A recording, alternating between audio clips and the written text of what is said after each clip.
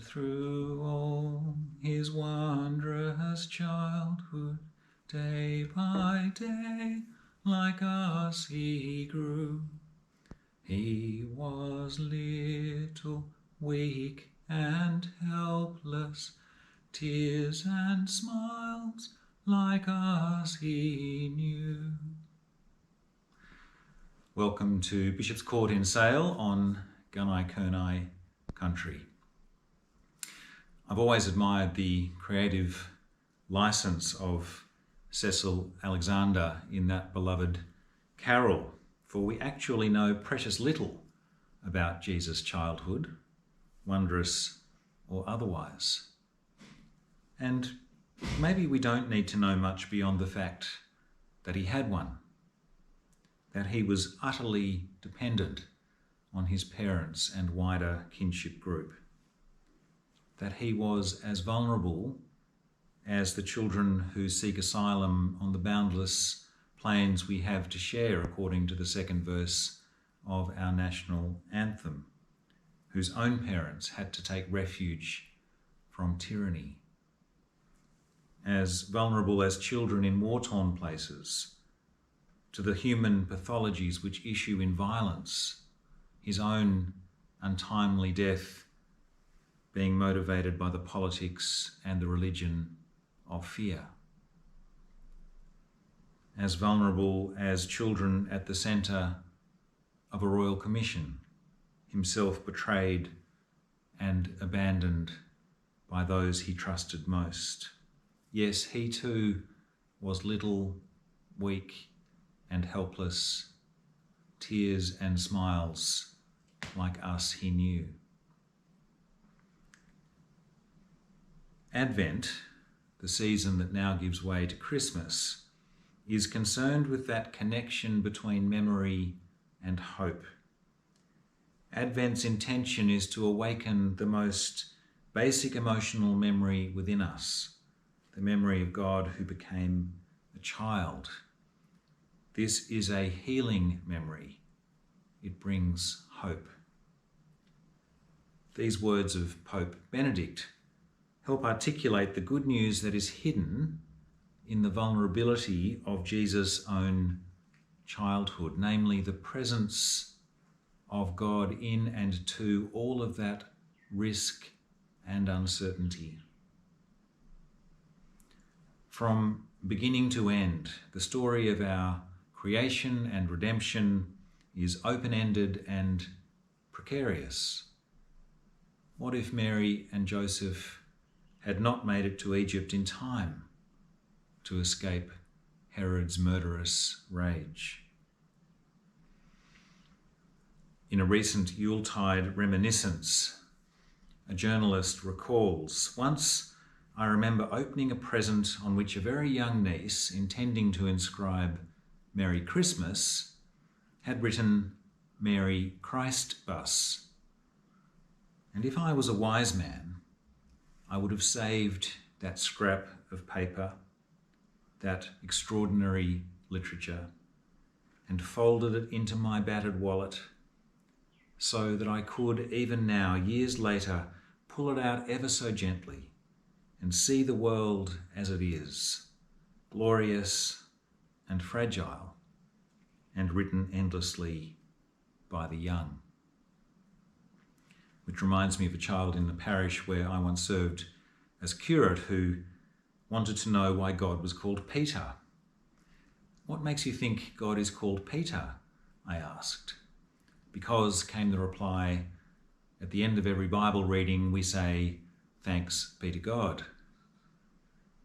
Merry Christbus, out of the mouths of babes, as the psalmist says. The child born of Mary, she who is a vehicle of the Incarnation, a Christbus, if you will.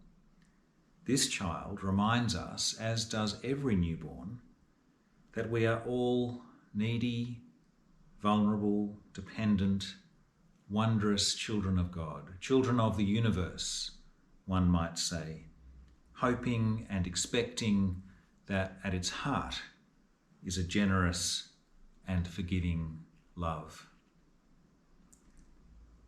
Theologian Anthony Kelly describes 3 ways in which children do this. First, by their very being, children remind us of the creativity of the universe. Second, children call the human family to deeper responsibility within it. The unique face of each child insists that we make room for this irreducible other. And third, children pose a question. How will this uniqueness play out in the lives of parents, family, wider society, the creation itself?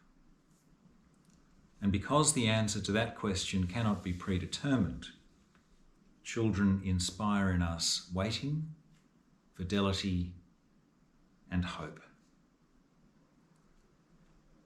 In his uniqueness as the firstborn of all creation, the eternal Son of the one he came to call Father, the Christ child went on to teach that not yet full of themselves, children anticipate the character of the kingdom of God.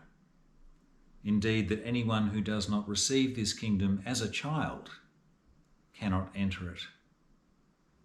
It's why the Church of the Nativity in Bethlehem has a very small door.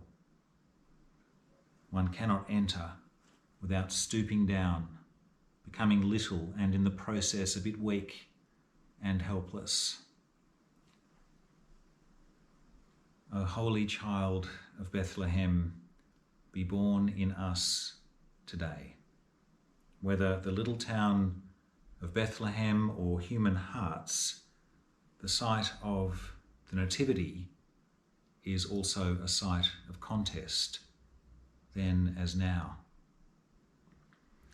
Herself having lost a child to violence, Anne Weems writes, "In each heart lies a Bethlehem, an inn, where we must ultimately answer whether there is room or not." To make room is to become smaller.